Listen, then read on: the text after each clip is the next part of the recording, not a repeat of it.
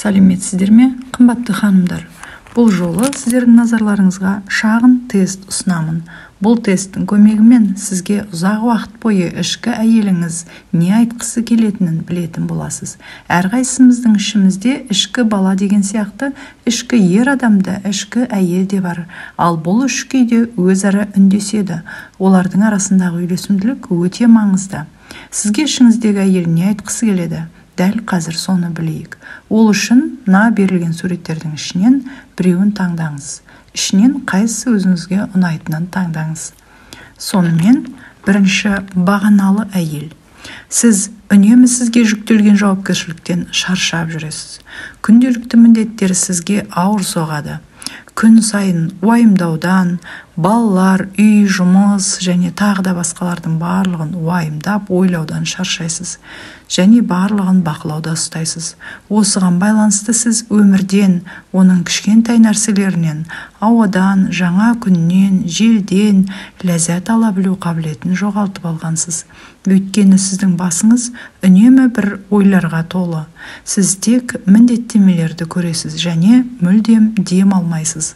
Өзіңізді ауыр салмақтан босататын кез келді. Міндеттерді басқалармен бөлісетін кез келді. Сен істемеуің тиіс міндеттерден өзіңді босат. Сен ең алдымен әйел екеніңді ұмытпауың керек. Екінші, үкісі бар әйел. Бұл әлемге өз таланттарыңызды ашатын кез келді. Сізде көптеген білім дағдылар бар. Сіз оларды ұзақ әрі табанды түрде дамытып келдіңіз.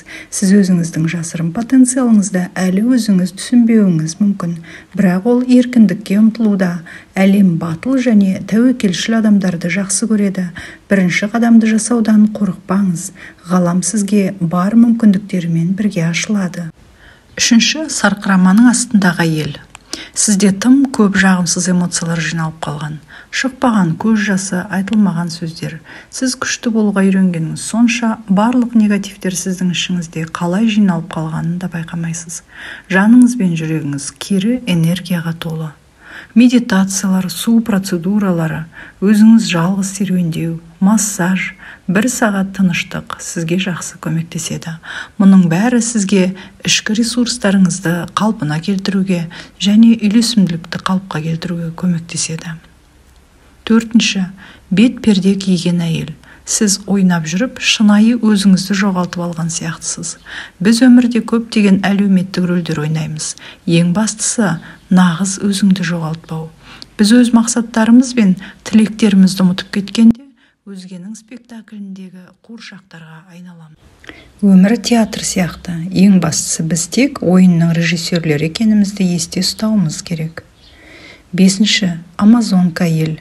Сіз ерлердің жолымен жүріп, көп нәрсеге қол жеткіздіңіз. Бұның бәрі ауырсыну, реніш, ерік, құлшыныс және күрес арқылы болды. Сынақтар, қиындықтарға толы жол. Қазір қалай, сен бақыттысың ба? Әйелдердің де жолы бар екенін ұмытпаңыз. Ол нәзіктік, мейірімділік, шығармашылық, сүйіспеншілік және қабылдау арқылы. Ол сізге жаңа мүмкіндіктерді ашады. Ішкі әйеліңізді оятып, оған өзін-өзі әйел ретінде ұстауға мүмкіндік беретін кез келді. Алтыншы, әйел суретші.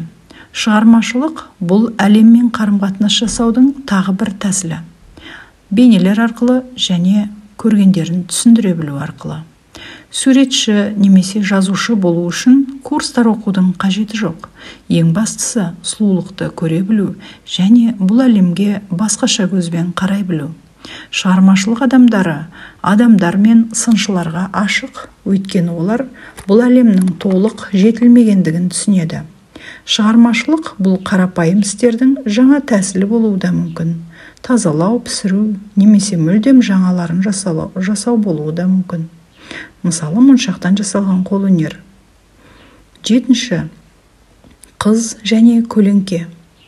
Қорқақ қыздан әдемі әйел болып есейетін кез келді. Балалық қорқыныштардан арылу және ересек адам болу. Бала болып жүріп, өз өміріңді басқару немесе өз бетіңше шешім қабылдау мүмкін емес. Есейеміз бе, жоқ па, бұл біздің саналы таңдауымыз. Ересек болу дегеніміз өзің үшін жауапкершілік алу, Өмірден өз көлеңкеңнен қорқуды тоқтатыңыз. Шындыққа тура қараңыз және иллюзияда өмір сүрмеңіз. 8. Бала ерткен әйел. Ана болу бұл жауапты жұмыс. Сізге басқаша болуды да үйренуіңіз керек. Мысалы, аспаз болуды, мұғалім болуды. Бірақ кез келген рөл адамды біраз уақыттан кейін шаршата бастайды. Кез келген жұмыста демалыс болуы керек. Ал сіз өзіңіз үшін керемет демалысты қалай ұйымдастырған болар едіңіз? Ойланып көріңіз. Мүмкін саябақта серуендеу, мүмкін достарыңызбен, құрбыларыңызбен кездесу. Әлеммен байланыс орнатуға тырысыңыз. Әлемге өзіңіздің өміріңіз үшін және барша сыйлығы үшін алғыс білдіруді үйреніңіз. Қалай достар, тест сіздерге ұнады ма? Егер ұнаса, лайк басып, бізге тіркеле кетуді ұмытпаңыздар. Көріскенше күн жақсы болсын. Сіздермен бірге болған пайдалы психология арнасы.